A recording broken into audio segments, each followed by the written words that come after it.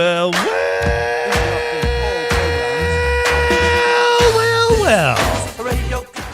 Welcome, my friends, to this fine little radio program called Smokin' and Toastin'. Welcome to show number 129. We are brought to you by B&B Butchers and Restaurant at 1814 Washington Ave in Houston and in the shops at Clear Fork in Fort Worth. Show number 129, and the program is all about craft beer, fine spirits, and hand-rolled cigars. And handmade sound effects, which we feel are more authentic. We feel that we're leading the charge against synthesized canned sound effects. Right. Yes. I mean, if you can just hit a button on your keyboard. You know what's awesome? You know, it sounds just like opening a can of beer. What's that? Opening a can of beer. You know, it works like that. So, it's a wonderful like my thing. next sound effect that I've been working on recently is the sound of someone drinking beer. Here, check this out. And I actually use a beer for that. It's incredibly realistic, I have to tell you. It's some people would use realistic. iced tea or some other, Uh-huh. liquid that isn't beer. But I actually I make that sacrifice. This is something I do. Well, welcome to the show where Ian makes sacrifices and the sound effects are rocking, and we appreciate it. First of all, I want to apologize for being so late today. This is really inexcusably late. There are some excuses, but when you're inexcusably late, you shouldn't give excuses, right? There's that. You can have reasons, though. Reasons and excuses are very different things. Okay. Well, I did have to make an unscheduled stop to make sure that we had a spirit for today's show due to a little mix-up. And so the good news is we have a spirit for today's show. In fact, Ian, I've got spirit. Yes, I do. You got spirit, and you're going to like it. Well, I think you are. We're going to be tasting today. You have to work on your rhyme scheme there, I buddy. know. I wanted to be a rapper, but it just didn't work out for me. I was spitting rhymes that didn't rhyme, and it just it didn't work out. We're going to be tasting a Dalwhinnie Highland Single Malt, a Dalwhinnie 15 today. So this should be very interesting. I don't think I've ever tried the 15, actually. Did you know that Dalwhinnie is the highest distillery in Scotland, elevation-wise? Set in the wind-swept Grampian Mountains. And they, of course, say that there they have an unlimited supply of fresh spring water, and that's what it's all about for Dalwhinnie. The highest distillery in Scotland. So we look forward to that. We're also going to taste what I think are going to be some very interesting beers today. What do you got lined up for us today? We have from Tumwater, Washington, Matchless Brewing's Ultra Lager. This is the first lager I've ever seen other than the macro brews that comes in a 16-ounce can. So right. So there's a certain feel you get when you're drinking out of a 16-ounce. Well, can. particularly if you're having like a lager, because you're thinking, okay, it's a Miller Lite, or it's something along that line. Quirky Texas thing, okay? Yeah. So if you go buy a 12-pack of Lone Star, in 12-ounce cans, yes, okay. I don't know what the exact prices are, but if you're standing there in the convenience store and you're doing the math, because here you can just buy a beer at a convenience store, you're doing the math, you can actually buy 2 6-packs of Tall Boys for the same price that it costs for one 12-pack of 12-ounce beers. Okay, I have to do the math, and I'm not particularly good at math, but that doesn't seem like it works out, does it? No, that's crazy, isn't it? Yes, it is. But it's true. Well, we have a Tall Boy of Matchless's Ultra Lager, and it is very much a craft lager. So we have that to look forward to taste today. From Bauhaus Brew Labs in Minneapolis, I'm so excited about this. We'll be tasting their Crop Circus double IPA. Crop Circus? Crop Circus. Yeah, not circles, but right, circus. Right, I was going to say that's some kind of playoff of crop circles. I like it. I'm not a fan of the circus, but I do like the crop circus. So remember those circus peanuts? The big, weird, puffy... The only reason to go to the circus. No. I'm talking about those candies that were like the big weird, puffy marshmallow. Oh, they were the puffy, that were orange? Yeah, those are disgusting. No, I thought you were talking about like the roasted in the shell. Those are disgusting. Yeah, no, those are disgusting. No, actual peanuts roasted in the shell. Those are awesome. Those are great, yeah. And then, Ian, I think you're going to find this very, very interesting. Lay it on me. From Evil Twin Brewing in Mount Pleasant, I love South Carolina. Evil Twin Brewing. Have you ever tasted their Even More Jesus? I have not. It's a bourbon maple syrup barrel aged imperial stout. Now, wasn't Evil Twin the company that had the absolute longest name for a Christmas beer ever? I think that's right. I yes. can't remember. You remember what the name was? No, I can't remember for life of me what it is. It's like something about staying in a hotel room and something else. Okay, lay that on me again. What kind of beer is this? It's called Even More Jesus. Uh-huh. And it's a bourbon maple syrup barrel aged imperial stout. My understanding is it's not a bourbon barrel. It's a maple syrup barrel, but the maple syrup was infused with bourbon. There are levels there. Yeah, right. No, these guys are working it. You know what I mean? It's just not just like, what barrels you want to put these in, Fred? You know, it's there was an evil genius plan at work here at Evil Twin. Great accent you just had there. You like that? That was very hillbilly, actually. I'm pretty good with the hillbilly accents, being as I grew up in Lytle, Texas. Yeah. Props to all my Lytle friends who are checking out the show. And then, of course, we will be trying the Dalwhinnie 15. So a lot of good things to try. Plus, on today's show, the best scotch under $100, a fascinating list. I'm for it. Yes, that Liquor.com has released. So we'll be looking forward to getting to that. And Ian, from time to time, we've had to stop and acknowledge the fact that different companies are getting into the whiskey business that weren't in the whiskey business before. Mm-hmm. We talked about this. Are you talking about Bob Dylan? Well, there's one. Yeah, sure. And then there, the Metallica thing. Of course, that was Dave Pickerel did their blend, and it's actually pretty good. Then there's the MMA guy, right? Yeah. Oh, yes. Who is that whiskey? We've not tried that whiskey, but it's supposed to be just terrible. Yeah. From all the reviews that I've read, just terrible. But Conor McGregor. Thank you. So there's that. And then last week we talked about the fact that Anheuser-Busch, AB InBev, is buying a whiskey distillery and trying to get into the craft beer. None of that seems, even the Conor McGregor thing, none of it seems quite as strange as when I'm going to lay on you. Guess who's going to be releasing a whiskey? Pabst Blue Ribbon. That's amazing. PBR whiskey. PBR whiskey. Yes, PBR is going to be releasing whiskey. So I will be telling you about that on the show today. So I wanted to just mention our friend Chris Hart, who nobody cares about. Nobody cares about Chris Hart. Yes. What are we talking about? Well, these guys, he is, very involved with putting on the Houston Whiskey Social, which if you're in the Houston area, and I know a lot of our listeners and viewers are, is something. It's just a can't miss event. You have to go. If you're in the Houston area, don't miss it. If you're not in the Houston area, drive here. Yeah, drive here. It's drive. It's worth the drive or the flight. It is on the 30th of this month, so it's now like about 3 weeks and a day or two away. So it's going to be very exciting. We'll have Chris on the show coming up a little later on in the month to give us the details and stuff, and I think Alan Denny too. Well, we'd have to, because otherwise one would get ahead of the other. There'll be an imbalance in the force. But of course, nobody cares about either of those guys. So so it is what it is.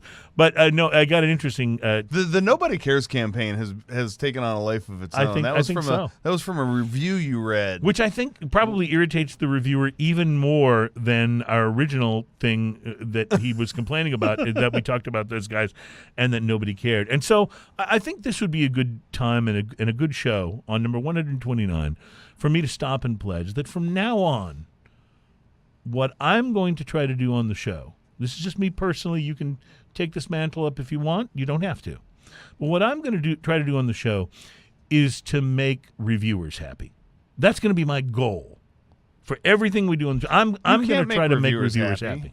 Most reviewers are unhappy, and that's why they review stuff. Well, they have to be heard. This guy that did the review where he was talking about how we have Chris and Alan on and nobody cares about those guys and that we're too repetitive and all that kind of stuff. I mean, his show is great. The show that reviewer does. I actually haven't read any reviews. Well, I read 1/3 of one review and it was his, as you know. I feel like I should rate my own reviews. But I'm feeling like that guy does a great show. Or I'd be hypercritical. I'm not entirely sure. But think about it.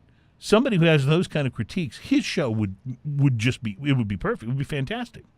What we need to do is have a reviewer outline exactly how the show should go and then do one of those shows. Well, that's what I'm trying to say. With that exact. That's what I'm trying to say. Like, this is the way you want us to do it. Because obviously this guy on his own show, I mean, it has to be flawless, right? I'm imagining it is. Except he doesn't have a show. Oh. Well. Which makes him uniquely qualified to critique shows like ours or Chris Hart's, right? You know? I'm just saying. The bottom line, the thing that I've found about most reviewers in general, and I'm not trying to diss anybody out there necessarily, but most reviewers are someone that has a complaint and wants it to be heard. And that's the nature of most reviews. That's interesting. Has a complaint and wants it to be heard. Yes, that's it. Yeah. Well, Well, think about this. You have a bad day, you want to vent, right? Right. You want to bitch and moan a little bit. Most reviewers, they have a complaint and they just want to be heard. So how do they do it? They go to the review there you section. have it. Yeah. Everybody can write a review. That's true. Everybody. That's true. So, I just don't think about it that much because, first off, I feel like there's a lot of negativity in reviews that is unnecessary. And so I don't bother with it because I just don't need that in my life. And also, I'm awesome. Why would you give me a bad review? That's Come on, true. for real? That's true. Now, that's a good point. you are making me feel kind of bad, though. Why's that? You'll find out when you hear my cigar review today. Uh-oh. Speaking of which, Ian. Speaking of reviews. Well, now let me give you my opinion. Right, so we use the word review, but I really don't think of myself as a reviewer. How about a cigar experience? How's that? Is that better? Right. I'm going to try to communicate my cigar experience. Because that's really more than what we do. Like, we've been accused of liking things too much, but the truth is, we're just trying to impart the experience we're having. But as far as reviews, it's not like we give it a thumbs up, thumbs down rating. We just go, hey man, this is worth the money. It's not. That's as close as we ever get. Well, since I've been accused of liking things too much, I decided in my cigar review today, I'm just going to blast the cigar. You're not going to stop liking me, are you? Well, I already did that. Oh, That's, okay. You don't have to worry about that. Wait, you did unlike me on Facebook. I did. I unfriend me. So, Ian, did you smoke anything interesting? That was still over that Malort issue. I can see that happening. That was the week it happened. Let me tell you about that. I was looking for the button that said unfriend because of Malort, and I couldn't find it, so I just went with unfriend. Let me tell you about the cigar that I had just a little while ago. Now, you do this thing a lot where the cigar that you talk about on the show is one that you just had earlier in the same day we're doing the show. Well, right? Okay, so a couple things. And I'm not a total snob about this, but your palate really is influenced by everything that you've had that day. What you eat, what you drink. drink. So I've found, and it also makes a great morning for me, is I get up, I do my thing at the house, usually have some kind of breakfast, and then I go up to Casa de Monte Cristo and sit there and pick a cigar out of the humidor and chat with the guys a little bit. They're so nice over there. And then have a cigar in the lounge right there because I can sit there usually by myself. Sometimes there's conversation. I have fun with that too, but I can sit there and write my review on the cigar that I'm smoking as I'm smoking. I don't have to think back. I don't have to wonder. What did I taste? Yeah. And I just find that it's a really relaxing time for me, so it's become kind of a thing, I like it. I really enjoy it. So I went in there today under all those same circumstances. I was a little rushed today, but I got there and had time for a cigar, and I picked out a couple. And one of the guys there, I had 3 cigars up on the counter. I said, which one of these should I review? And he slid one out of my pile over to me. Okay. I said, definitely this one. Start with this one. Okay, so what was it? So what I reviewed was an AVO Maduro 30th anniversary. You're going to be kidding me. Yes. For real. It's right here. Because that's what I reviewed. Is it really? Yes. Completely. I had no idea you were going to be. Awesome. Okay, so this is going to be interesting. I can tell you already. Is it? Yeah. Okay, so let's hear what you thought. I will tell you what I experienced. I grabbed this out of the humidor. The appearance, very chocolate, very smooth, slightly oily, very firm cigar. Okay. Pre-light sniff, very earthy, chocolate, mocha, a little dampe with leather. That's what I got out of mine. The pre-light draw, I used a clip. There it is, a picture of it right there. I used a clip, medium to light draw, mocha flavors, toast, coffee, damp earth, leather, much of the same things that I smelled on there. The initial light, it lit very smooth. It didn't have that real harsh peppery or anything like that. It lit very, very gently and smooth. Very light pepper, toasted coffee, and mocha. The first third of the cigar was a toast and coffee bomb. Wow. Absolute toast and coffee bomb. I can see that we're going to have differing reviews here. I'm looking at your eyes, right? I'm just looking to make sure it's your cigar pictures up now, not mine. Loved but yes. it. Loved it already right out of the box. Loved it just like that. On the first third of this, I was already in love with the cigar. Big full smoke, hints of mocha, pepper, spice, leather, perfect burn. The second third of this, toast, coffee, mocha, they're all jockeying for first place on the palate. Spice, pepper, and leather kind of created the backbone of this cigar. Pecan and walnut nuttiness kind of started developing in the background. Perfect burn. Wow. Like, I mean, there's pictures right there. The burn's just great. burning nice and even. Right. The last third of the cigar, pepper and spice picks up with an emphasis on the leather and nuttiness.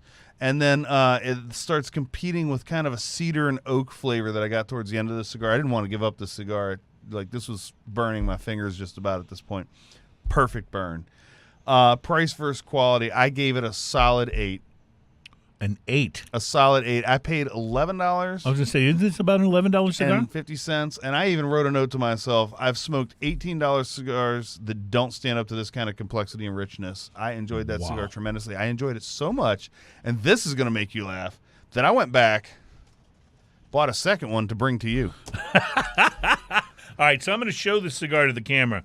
And one of the reasons I'm going to do this is because I want you to know, and actually I don't know where I had no idea that you actually reviewed this. Yeah. That is hilarious. Well, okay, so here's what's really interesting. Thank you, Ian. Here's what's really interesting before I go into my review. I'm going to tell you that a week or so ago, I stopped by Serious Cigars. The same Serious Cigars where you just sat and smoked your AVO 30 Maduro and reviewed it. And they have the very cool little in-dial displays there where they sometimes feature the new Got things. me right off the bat. Walked in, went pow, there it is. I walked in, it looked beautiful. I picked up the exact same cigar. So what I'm going to tell you as I review the AVO 30 Maduro, or as I share my cigar experience, I should say, is that our cigars, not only did I not know you were going to smoke one and review it, but ours probably came from the same box. That's hilarious and awesome at the same time. They probably came from the same box, which is going to make this all the much more interesting. Lay it on me.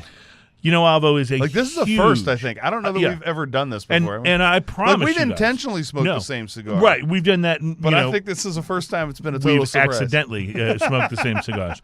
So AVO, as I'm sure you know, Ian, is a huge sort of a quality brand name in cigars. When you think of AVO, it's kind of like you think of Ashton. It's got the same kind of quality that's ascribed to the brand. Some of their cigars in their regular AVO line are fairly mild. They do have some, stronger cigars, some more full cigars.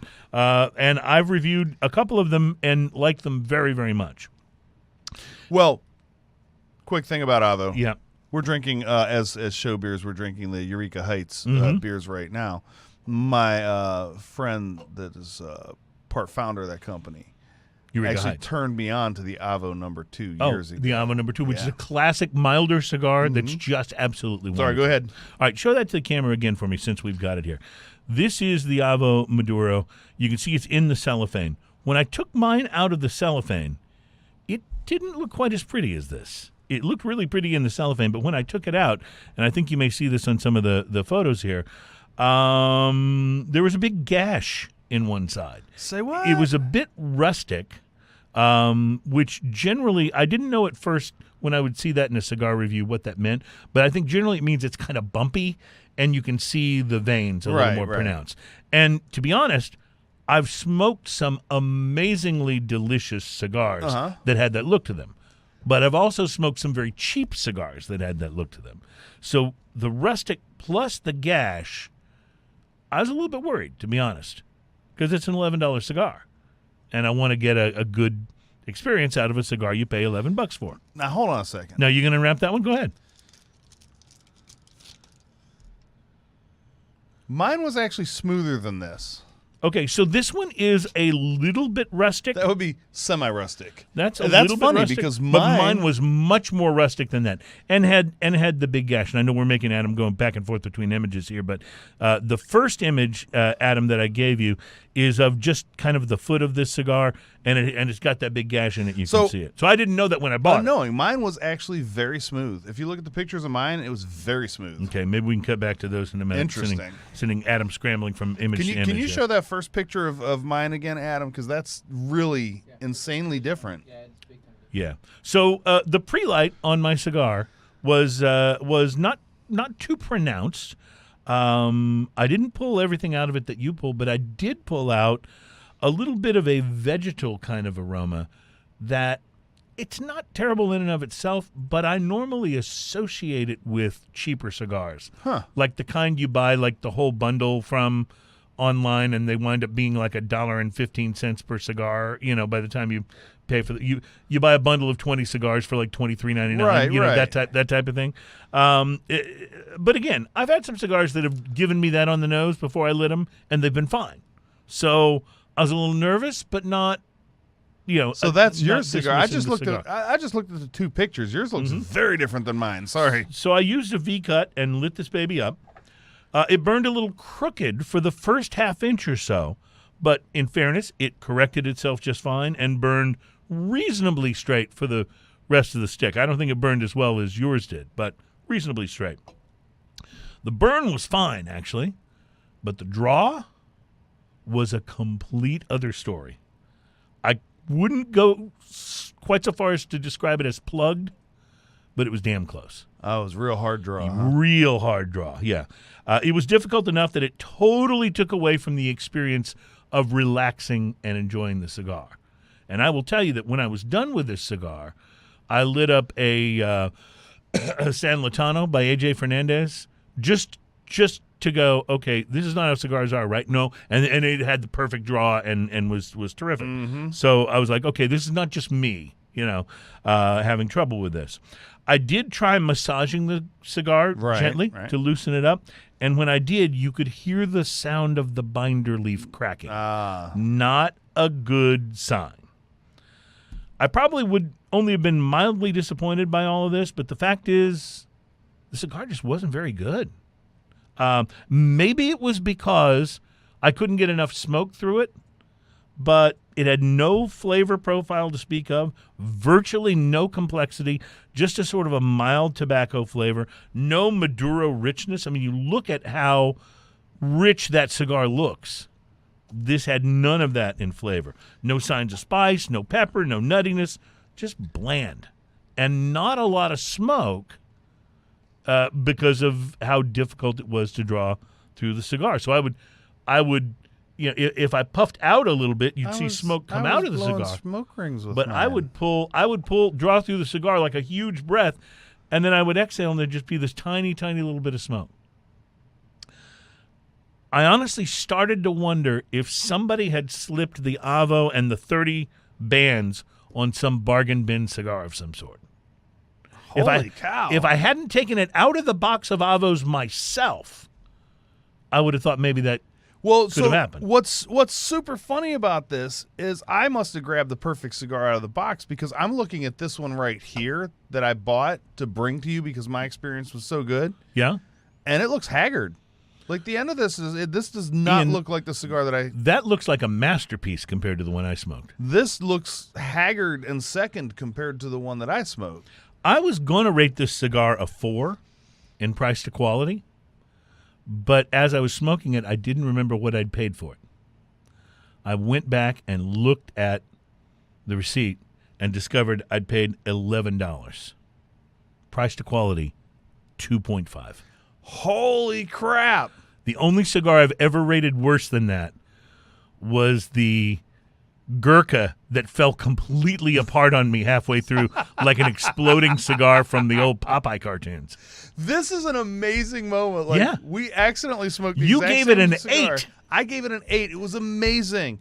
I was so impressed with this cigar. I went back, grabbed another one out of the box, and brought it here for you, having no idea that this is what you smoked. And this one now, like, once you say that, this one looks like crap compared to the one that this one looks haggard and second compared to the one that I had. I wrote in my notes because I wanted to make sure I got this right. So I wrote some of this stuff down.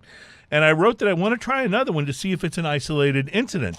But the $11 price tag would probably prevent me from doing that. You try that on me. Thanks to you, my friend, Let me for know. buying me the $11 cigar.